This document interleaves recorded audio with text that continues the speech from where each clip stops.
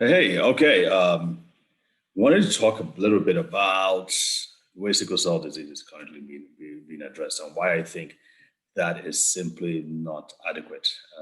So, as you know, prevention, let's start with prevention. So, prevention is everybody do their genotype, take their blood test, find out whether they're AS or AA. That's one.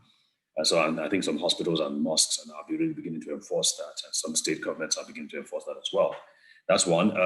So the child has sickle cell disease, and they can confirm the child has sickle cell disease. They're going to immediately institute, or supposed to institute, folic acid, and sometimes a multivitamin, and of course, an anti-malarial, so that the child doesn't get malaria. In other parts of the world, I guess in the UK, they also administer an antibiotic to guard against H. influenzae and strep pneumonia. And of course, bottom line is that when that happens, they wait until, and then of course they try and get the patients to bring the child every month, every 2 weeks or something. And of course, everything we just wait until something bad happens. So, and then of course, if there are complications like lung problems and joint problems, what's called avascular necrosis of the head of the femur, the hip joints can be a common problem where the kid is permanently disabled because of damage to the hip.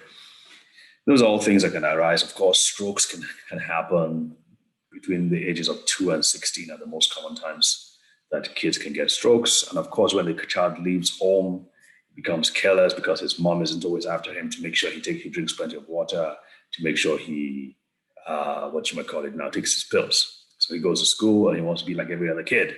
He goes to university, he wants to be like everybody other kid, and then he becomes careless, and then something bad happens.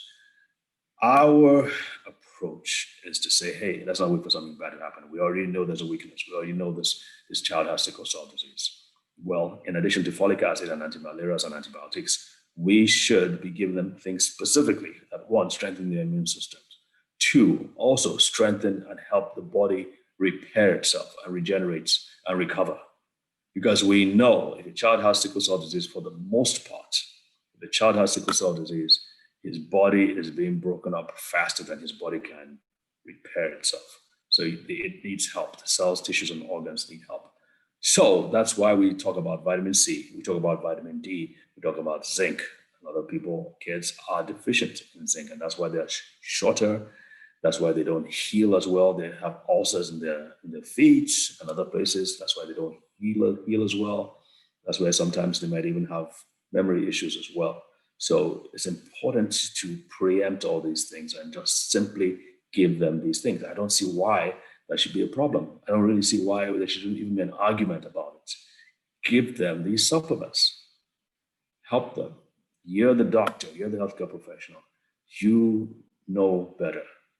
And so it's incumbent upon you, whether there's any research backing it or not, to think about. By the way, there is a lot of research. You just go to Google on your first page when you search for nutrient deficiencies in sickle cell disease. The first page will show you exactly what I'm talking about, and probably a lot more. So you don't need to have a long-scale, double-blind, placebo-controlled study to augment what I'm saying. You simply need to think about it more strategically and with a lot more common sense, that you need to add these things to these kids with sickle cell disease. Folic acid, all folic acid does is folic acid helps the bone marrow make more red blood cells. Well, as we've just demonstrated, it's not the red blood cells alone that are affected. The whole body is affected. The whole body is damaged because of what's happening to the red blood cells. So it's not just enough to replace the red blood cells. It's also important to help the body repair the damage that has been caused as a result of these defective red blood cells. So I hope that makes sense. Hope that serves you. Share this video. Also, if you would like to, if you have the milk of human kindness and you'd like to help us in our journey, please donate. There's a link below. God bless.